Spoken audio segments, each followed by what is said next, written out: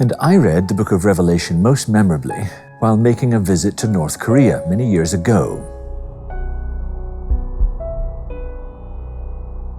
Unfortunately, it hasn't changed much since.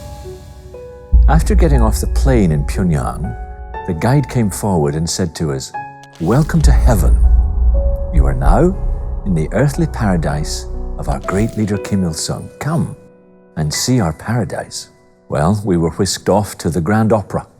The play was written by Kim Il-sung. It was about Kim Il-sung, and the plot was how Kim Il-sung will save the world, if only the world would realize. Some of the choruses were projected to the side of the stage in English, and one said, "Kim Il-sung gives eternal life to the Korean people." Eternal life from a communist ruler? That's odd. Why all this need for worship? And of course, the worst of it all is that in the middle of this, God's people are dying. Verse 7, "The beast was given power to make war against the saints and to kill them." We think there may be between 200,000 and 400,000 Christians in North Korea, and over 50,000 of them live in labor camps of such atrocious conditions they're comparable to Auschwitz. Yes, the saints are dying in North Korea, and God doesn't seem to be putting a stop to it. And that's the terrifying thing.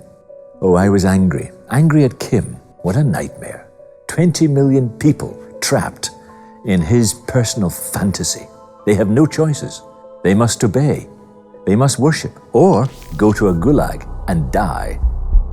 He has made them less than human. How dare he? So I went back to Revelation 13. And then I read this verse that made me physically sick. Look at the language. Verse 5, "The beast was given a month to utter blasphemies and to exercise authority." Verse 7, "The beast was given power to make war against the saints and to conquer them." Verse 7 again, "He was given authority." Who is giving the beast this power? God is. My God is sovereign.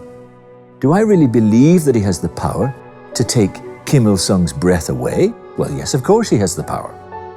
But why doesn't he? So there you are.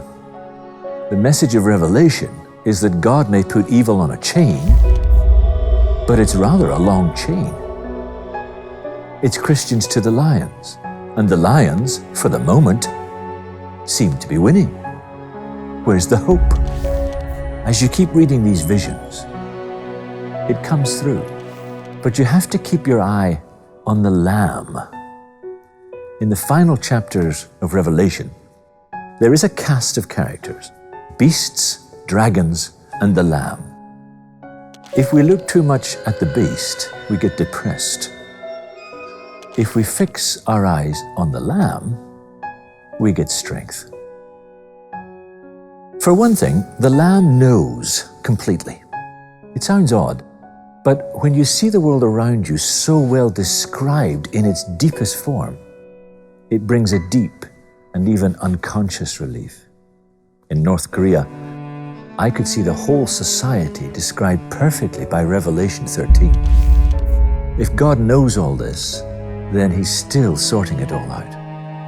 And yet, once the situation has been named, it becomes understood and less of a threat. But then secondly, the Lamb wins eventually. We are in a section of the book of Revelation, call it the book of the heavens, that runs from chapter 12 to 22. And it starts with these three main figures, a dragon, the beast, and the lamb. And it goes on to tell us what the dragon and beasts have built. It's all falling down. And it ends with a new heavens and a new earth.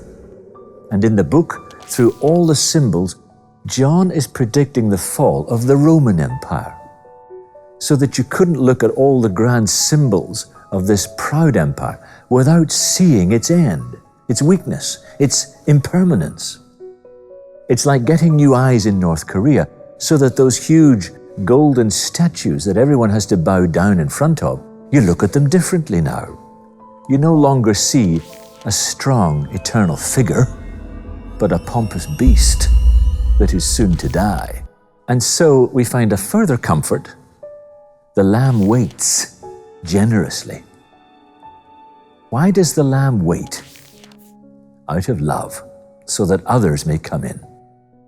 It is grace that stays the judgment hand. Waiting gives us space to pray for the salvation of, say, Kim Jong-un, for example. It gives us another opportunity to do the most eternally significant thing of all, to love and pray for our enemies.